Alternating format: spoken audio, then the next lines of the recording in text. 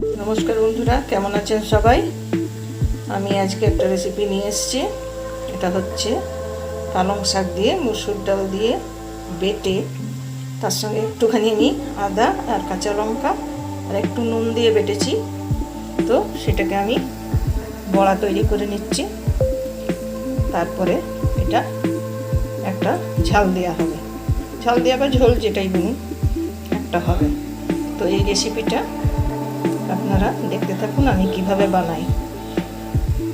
সারা রাত মসুর ডালটা ভিজিয়ে রাখতে হবে, তারপরে সকালে সেটাকে শুকনো শুকনো করে বেটে নিতে হবে বিনা জল দিয়ে। আর তার সঙ্গে কিছুটা পালং শাক দিয়েছি, একটু পুরো আদা, দুটো কাঁচা লঙ্কা আর একটু নুন দিয়ে আমি এটাকে বেটে রেখেছি।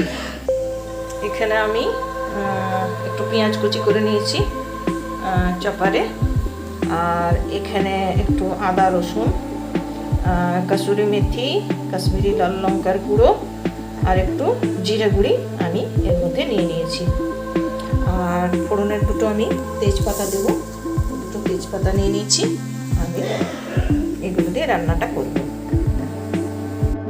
তো দেখুন আমি এইভাবে সব বড়াগুলোকে ভেজে নিয়েছি।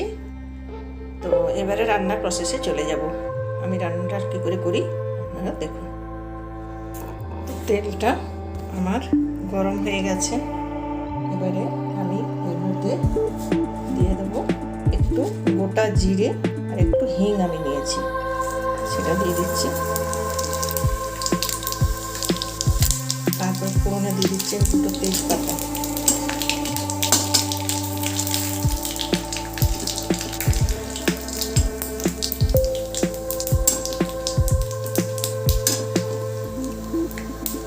জিরেটা ফুটে গেছে। এবার আমি এর মধ্যে গ্রেট করে রাখা পেঁয়াজ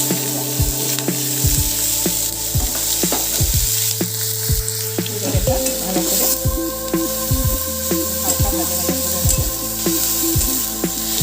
পেঁয়াজগুলোর কালার চেঞ্জ হওয়া পর্যন্ত।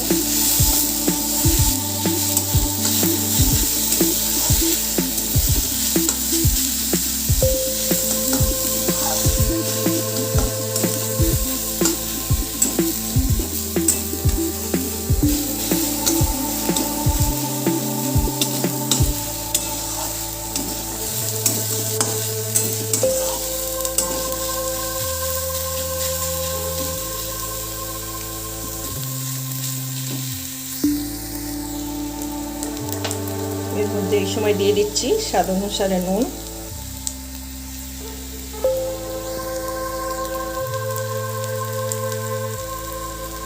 আর দিয়ে দিচ্ছি একটু স্বাদ অনুসারে চিনি।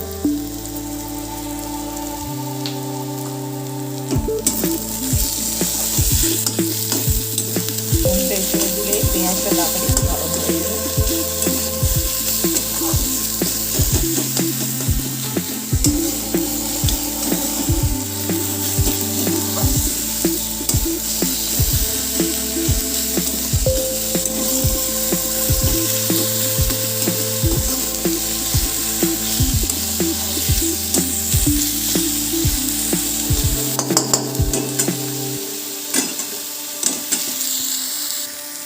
তো আমার পেঁয়াজটা প্রায় ভাজা ভাজা হয়ে গেছে।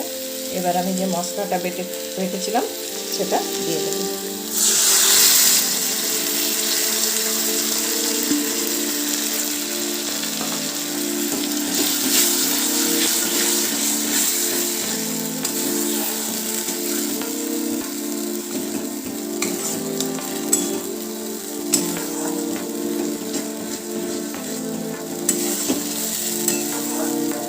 তেল ছাড়া পর্যন্ত একটু হালকা ভাজবো মশলাটা আমি।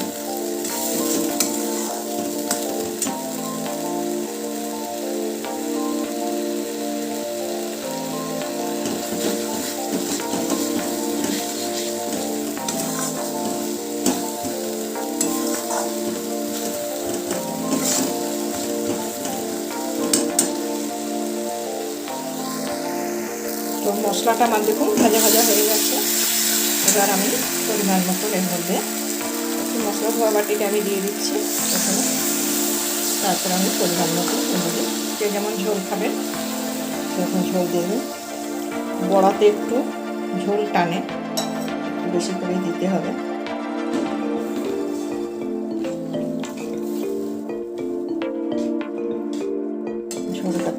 গেলে তখন আমি বড়াগুলোর মধ্যে দেব।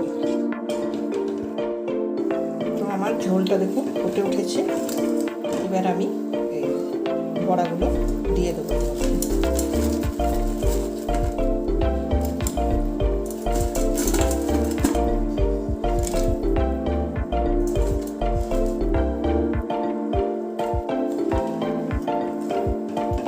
বড়াগুলো দিয়ে আমি কিছুক্ষণ এটা ফুটিয়ে দেব। এই সময় একটু ধনে পাতা উপর থেকে দিয়ে দিলাম। তারপরে আপনাদেরকে নামিয়ে আমি সার্ভ করে দেখাচ্ছি। তো দেখুন বন্ধুরা, তৈরি হয়ে গেল আমার পালং শাক দিয়ে মসুর ডালের বড়া।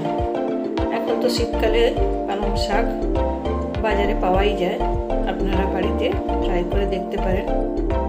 এটা বেশ সুস্বাদু হয়, আর এটা আপনারা বানিয়ে খেয়ে দেখবেন, খুব ভালোই লাগবে।